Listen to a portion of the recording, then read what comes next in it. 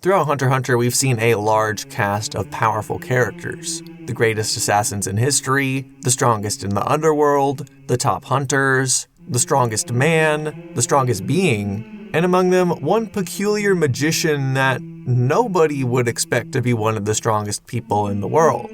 Many people don't understand Hisoka's true power, rating him as just a pretty powerful Phantom Troupe member, below Phaeton or even Finks, without knowing what Hisoka Morow is really all about. I do Hunter x Hunter scaling videos like this pretty often, so if you guys are into that sort of thing, then a subscribe is greatly appreciated. Now, this is a long one, so let's get right into it. Hisoka's past is very enigmatic in the main story. All we really know about him is he lived in poverty and enjoyed this random chewing gum. Part of this is intentional, as we'll get to later, however I feel I would be amiss if I didn't go over the Hisoka one-shot backstory written and drawn by Tokyo Ghoul's author. How canon this one-shot is exactly is unknown, but Togashi did give it his stamp of approval and it was officially released in Shonen Jump. It doesn't change much of the overall scaling, but it is very interesting nonetheless. The backstory chapter opens very mysteriously with Hisoka face down in the dirt, covered in bruises. He's found by a performing troupe led by Moritonio, a Nen user magician with the ability to walk on air. Moritonio teaches Hisoka Nen after seeing his insane natural talent to see aura despite not knowing anything about Nen, and being able to learn advanced juggling techniques that take 12 years to learn in a matter of days. Moritonio estimates it would take years to get to his student's level, which was just learning Ren, yet Hisoka masters both Ten and Ren in 1 week. He then basically learns Gyo on accident and creates his ability Bungee Gum while taking a bath. Moritonio, who turns out to be a secret serial killer, fights Hisoka and uses his ability to create huge magnetic pillars. Despite the experience gap, Hisoka reads Moritonio like a book and ultimately defeats him, which is more impressive than you might think when you remember that Zushi was a 1 in 100,000 Nen talent, and it took him half a year to learn just 10, and even longer for Ren, and Hisoka learns both in just a week. This borders on Gon and Killua levels of talent, who learned 10 instantly and figured out Ren and Gyo in just one night. They also fight Nen users who on paper should be more experienced and win using their innate gifts and skills.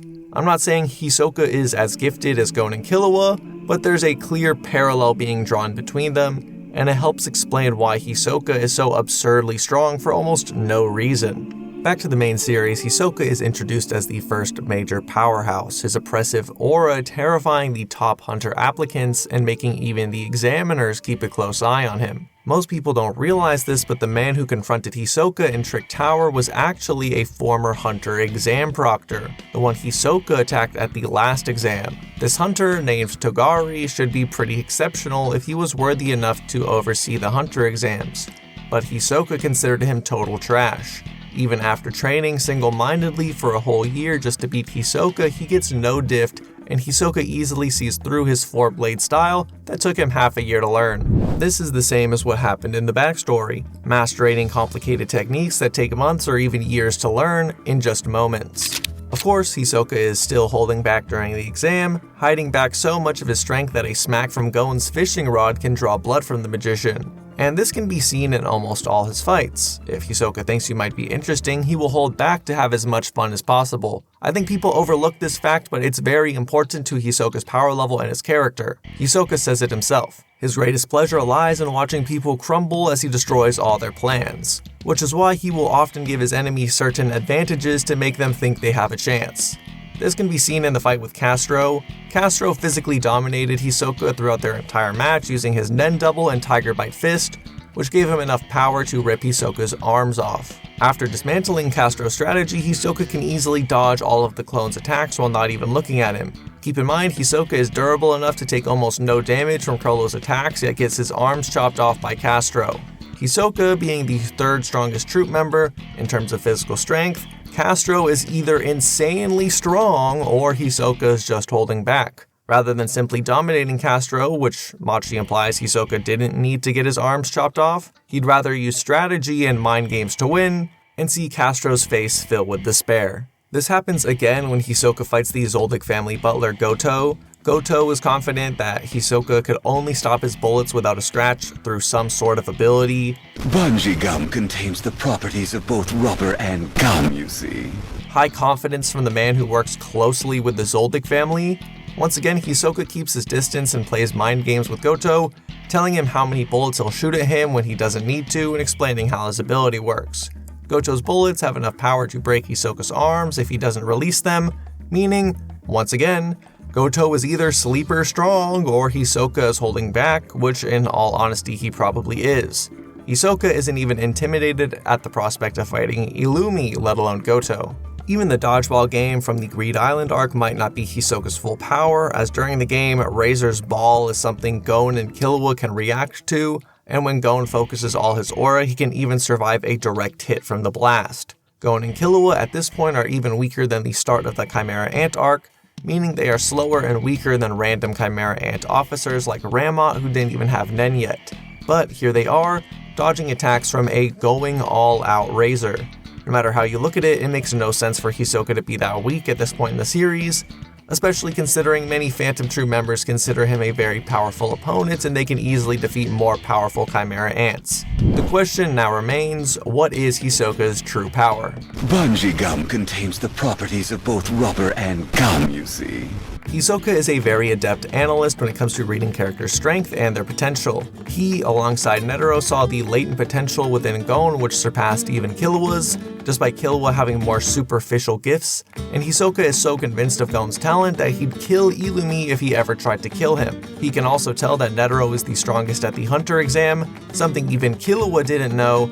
Considering his whole character revolves around finding strong opponents to fight, he sort of needs to be able to read people like that, and it leads him to many of the most powerful people in the Hunter world, yet so few of them pique his interest. The Zodiacs, the top hunters who surpassed Morel, at least in their own words, were all lesser than Illumi in Hisoka's opinion, the guy Hisoka thinks he could handle in a straight-up fight. He's also confident he can handle Killua after seeing him in the Chairman Election arc, the same Killua who could casually one-shot Chimera Ant officers like Ramot with his bare hands.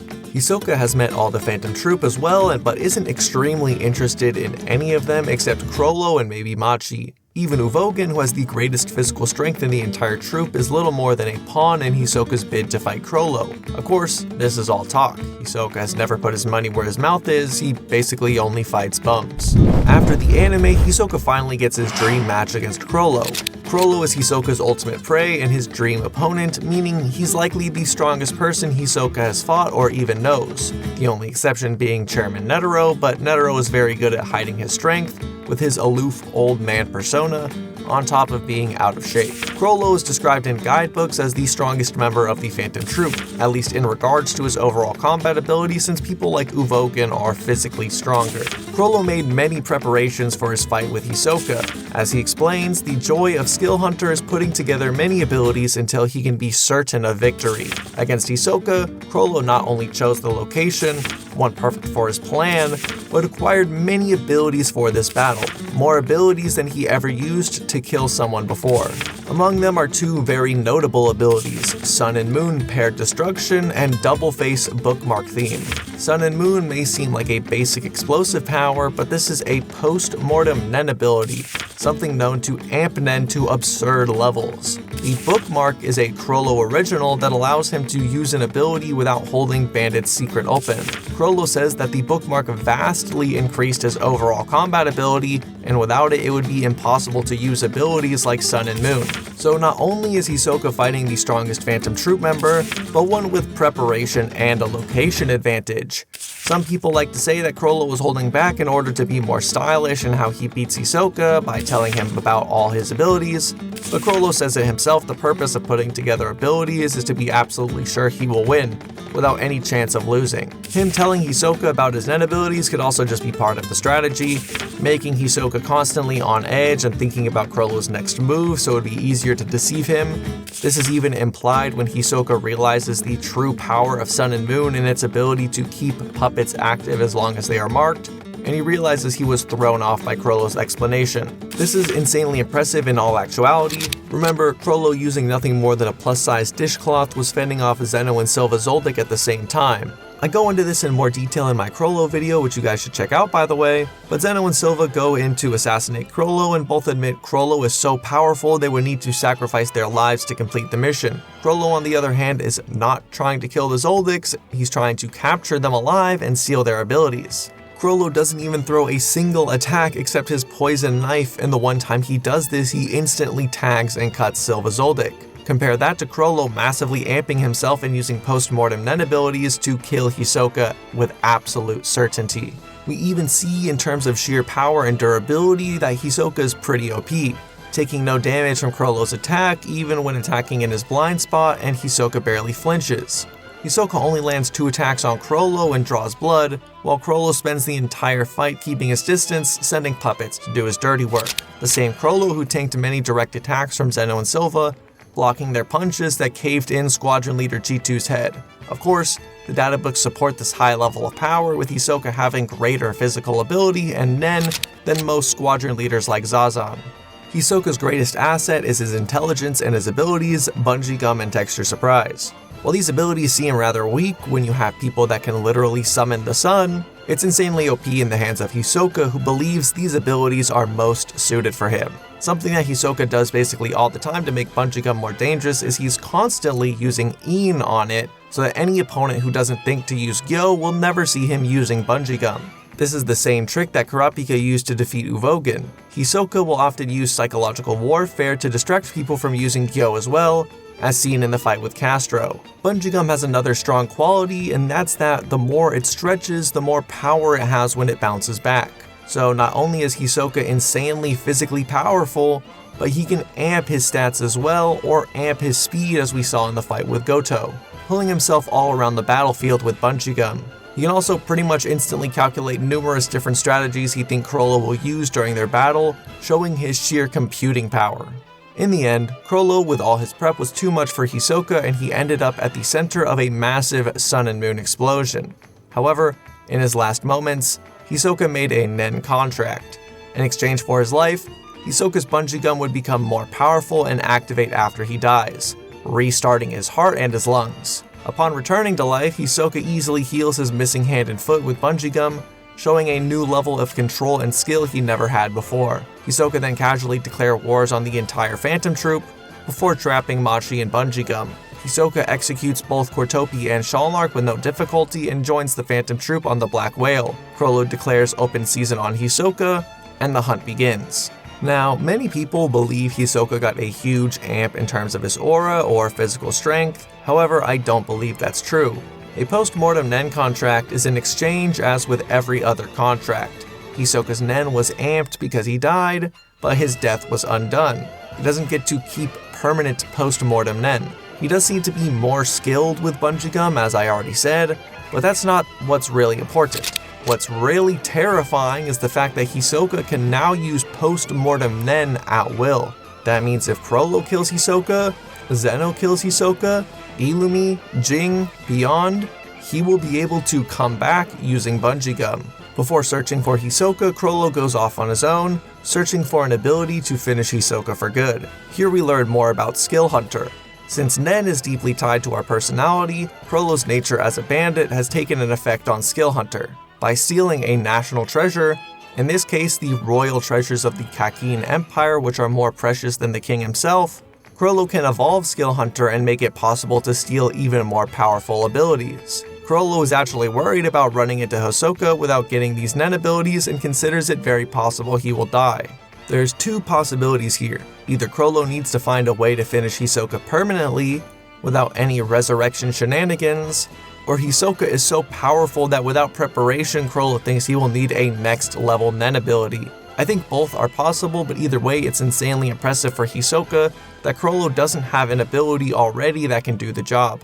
He doesn't consider borrowing abilities from the other troop members like Pain Packer or Ripper Cyclotron, or just stealing another random strong ability. He actually needs to evolve Skill Hunter to win. Now, many of you may be wondering, all these strong people in Hunter x Hunter, the power to control lightning, to control dragons, to summon planets, to summon the sun, to see the future, to steal powers, why is this weird clown so strong? I said this earlier, but Nen is tied closely to your personality, and I think it can be said that Hisoka is the most expressive and straightforward character in the series. Hisoka is who he is and doesn't hide it. While he may lie and deceive, it's always for personal gain, and always consistent with his being. Hisoka lives for his own pleasure and nothing else. This is in stark contrast to most of the other characters in the show, many of which are very layered, with complex emotions and motivations, often on a grand scale like changing the world or avenging their clan. Hisoka's actions, always driven for himself, likely make his Nen more powerful. Chrollo can comfortably die if the spider lives on, but Hisoka only cares about his own life, and because of that, was able to activate post-mortem Nen. The Chimera Ant arc has many themes of selflessness and the darkness of humanity, with it being revealed that the ants all along could be kind-hearted under the right conditions, and that humankind will do anything to survive, and I think Hisoka is a great representation for this. Meruem is far more powerful and skilled with Nen than Hisoka is, and has a far grander purpose he believes in to change the world. Yet in his final moments, he never tried to save himself with Nen, which he probably could have. Pito did the same thing, but did use Nen to try to protect the king rather than save themselves. Instead, this literal clown who thinks of nothing but pleasure and carnage was able to pull it off for that very reason, his own selfishness and ego. And I think that goes to show how truly scary Hisoka Morow actually is.